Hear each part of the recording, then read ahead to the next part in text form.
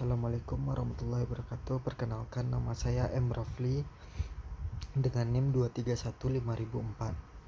Di video kali ini saya akan menjelaskan salah satu materi tentang hukum perdata, yaitu keadaan tidak hadir. Jadi yang pertama, pengertian keadaan tidak hadir. Secara umum, tidak hadir itu keadaan di mana orang meninggalkan tempat tinggalnya atau singkat berada tidak berada di tempat.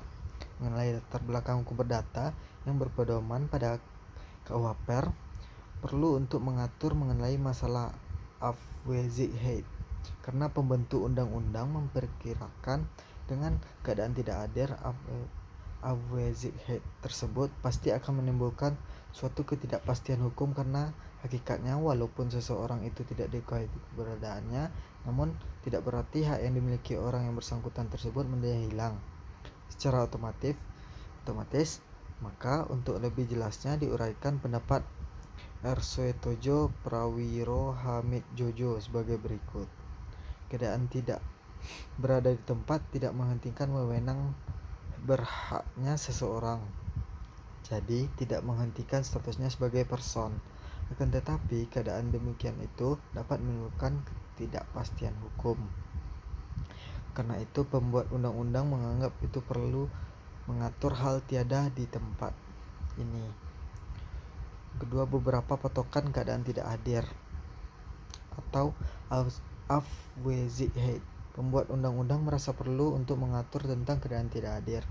Dalam bab 18 buku 1 KUHP, istilah ketidakhadiran atau tidak hadir diambil dari bunyi pasal 463 KUHP, yaitu jika terjadi seseorang meninggalkan tempat tinggalnya dengan tidak memberikan kuasa kepada seorang wakil guna mewakili dirinya dan mengurus harta kekayaannya pun, ia tidak mengatur urusan-urusannya dan kepentingan-kepentingan itu, ataupun jika pemberian kuasa kepada wakilnya tidak berlaku lagi, maka jika ada alasan-alasan yang mendesak guna mengurus seluruh atau sebagian harta kekayaan itu, atau guna mengadakan seorang wakil baginya, pengadilan negeri tempat tinggalnya yang tidak hadir atas permintaan mereka yang berkepentingan atau atas tuntutan jawatan kejaksaan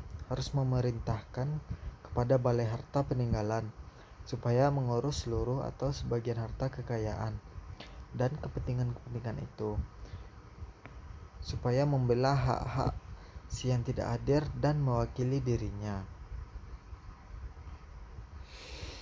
Pembuat undang-undang ternyata tidak memberikan perumusan tentang keadaan tidak hadir.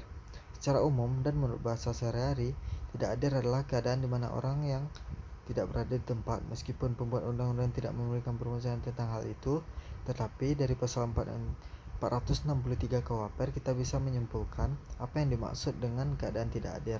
Sebelumnya perlu juga kita ketahui bahwa ada dua pasal undang-undang yang bisa kita pakai sebagai patokan untuk membahas apa yang dimaksud dengan keadaan tidak hadir, yaitu pasal 463 dan pasal 467 KUHP sebagaimana nantinya akan ternyata.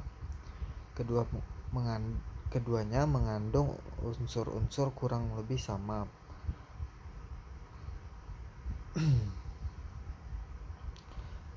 Untuk pasal 467 KUHP berbunyi, jika terjadi seseorang telah meninggalkan tempat tinggalnya dengan tidak memberikan kuasa seorang wakil guna mewakili dirinya dan mengurus harta kekayaannya pun, ia tidak mengatur unsur-unsurnya dalam kepentingan itu. Dengan demikian, maka dapat disimpulkan bahwa orang yang tidak hadir adalah orang yang meninggalkan tempat tinggalnya untuk jangka waktu yang relatif lama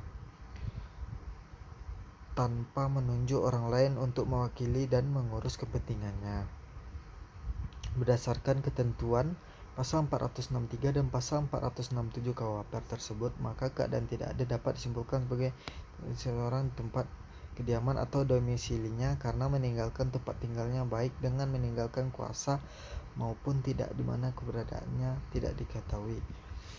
Faktor keadaan tidak hadir dapat dikatakan langsung mempengaruhi kedudukan hukum seseorang karena orang yang tidak hadir selama ia masih hidup masih tetap mempunyai kewenangan hukum dan cakap bertindak. Kalau nantinya ia ternyata ada pengurusan sementara atas harta kekayaannya, maka kesemua pengurusan itu bisa dihentikan dengan kembalinya yang bersangkutan ke tempat kediamannya dan mengambil oper semua pengurusan kepentingan atau menunjuk orang lain untuk mewakilinya. Secara tidak langsung memang biasa ada pengaruh terhadap kedudukan hukum, yaitu karena lewat jangka waktu. Selanjutnya ada dua ukuran lagi yang dipakai oleh pembuat undang-undang dalam pasal 463 KUHP untuk menentukan perlunya pengaturan keadaan tidak hadir, yaitu pertama ada menunjuk wakil dengan disertai kuasa tetapi kuasanya tidak berlaku lagi. Yang kedua, tidak telah menunjuk wakil. Walaupun undang-undang dalam pasal 463 KUHP tidak menyebutkan secara tegas, tetapi kiranya kita tidak boleh menyebutkan bahwa dalam hal ini orang yang tidak hadir itu tentunya telah meninggalkan tempatnya untuk suatu jangka waktu yang relatif lama. Seperti yang telah dikemukakan sebelumnya bahwa akhir-akhir ini seringkali terjadi kasus di mana seseorang tidak diketahui keberadaannya. Hukum perdata menyebut ini dengan istilah Afwezigheid atau keadaan tidak hadir, yang dinyatakan sebagai keadaan tidak hadir. Keadaan tidak adanya seseorang di tempat kediaman baik dengan izin atau tanpa izin dan tidak diketahui di mana tempat ia berada. Dalam definisi ini ada beberapa unsur yang perlu diperhatikan. Unsur-unsur tersebut adalah: yang pertama, seseorang ini menunjuk kepada salah satu anggota keluarga, mungkin suami, istri, anak. Yang kedua, tidak ada di tempat kediaman. Artinya tidak ada di lingkungan keluarga di mana mereka berdiam secara mempunyai hak dan kewajiban hukum. Yang ketiga, berpergian atau meninggalkan tempat kediaman. Artinya menuju atau dan berada di tempat lain karena suatu keperluan atau tanpa keperluan. Keempat, dengan izin. Artinya dengan persetujuan atau anggota keluarga, tanpa persetujuan atau tanpa diketahui oleh anggota keluarga. Yang kelima, tidak diketahui tempat di mana ia berada.